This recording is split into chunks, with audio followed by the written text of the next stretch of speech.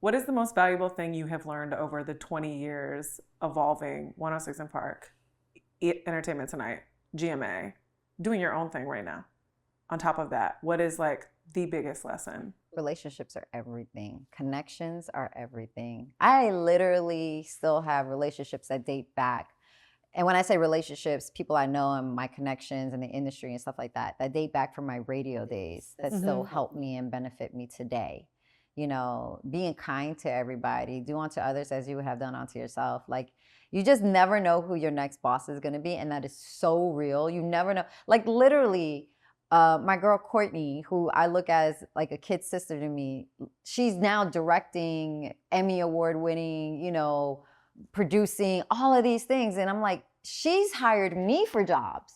And it's like, you just never know where somebody's journey is going to go and how you affected them and how they can help you in the long run. So be kind to everybody, because you just never know. And if we're getting that lesson right now in every day of the headlines, because look at how many moguls are being taken down because of how they treated people in the past. And the stories that come out, your stories, your skeletons will come back to haunt you. So be kind to everybody. Don't do bad shit, like, because it's going to come back. Those stories are going to come back. Those rumors and your reputation is going to come back. My reputation, I'm a hard-ass worker.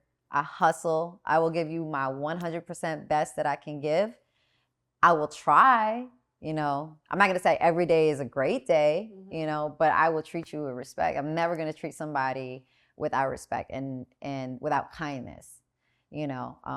But I am 100% real. You know this about. I don't sugarcoat anything. Shit. Nothing. Because I don't have time for it. I don't have time to give you Frosted Flakes. I'm gonna give you cornflakes. You're gonna get it as is, no sugar. Okay, yep. You're not getting Frosted Flakes with me. You're getting cornflakes, and I'm gonna just give you the real. I'm not gonna sugarcoat it. Okay, speaking of the real, speaking of skeletons. We feel like right now the industry is literally folding before our eyes, unfolding. It's naked. The veil is pierced. We see things that we didn't know existed, things that you may have saw that existed. False confidence, just pushing and things that, how do I explain this? We are seeing icons, legends, people that we have looked up to. Say the names. Okay. You know. I mean, it's not a secret.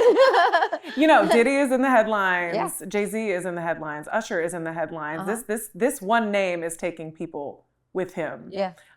For things that have been done over time, decades possibly. It's shaking the entire industry up. Music, everything. Your reputation precedes itself in that this is who you have been and this is who you have always been. What do you think is to come in the next 5 years? I think we're going to see an unraveling of the music industry. Yeah. I think, well, first of all, the structure has changed. Correct. You no longer need the CEOs, the middleman. The middleman. Like, when you think about it, Puff was the middleman for the big agencies, for him to sign the artist, to get the money, to get, like, you know what I'm saying? You don't need that person anymore. Right. People are signing their own independent deals. They're getting their own royalties. They understand contracts. You don't need that anymore. So what we're seeing in the takedown, because that's what's happening, is a takedown, is the unravelment of the music industry. It's just not the same. It's not going to be the same structure anymore.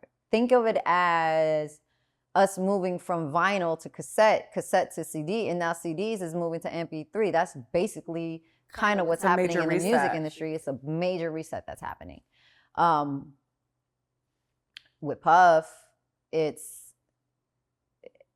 gonna take a lot of other people down that are gonna be, some I believe are gonna just be guilty by association.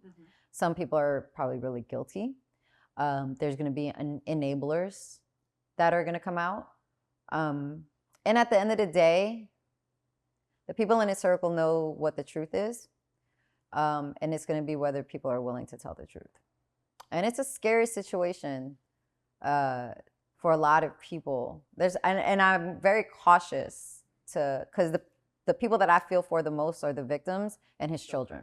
Yes. But But there are going to be a lot of people that have been amongst that circle because it's not something that one man was able to accomplish by himself. All the things that are allegedly coming out about him.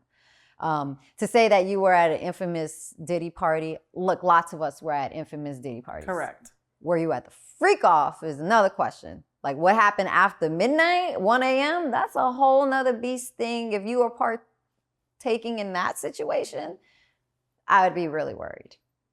Rocsi Diaz, was not there. Never was there. Never was there. I left at 12:45. 1 a.m. I was not there, you know. So we're going to see. This is just the beginning. This is going to be on some Harvey Weinstein, Jeffrey Epstein level. That's what we're about to witness, is the hip hop version of what Jeffrey Epstein was.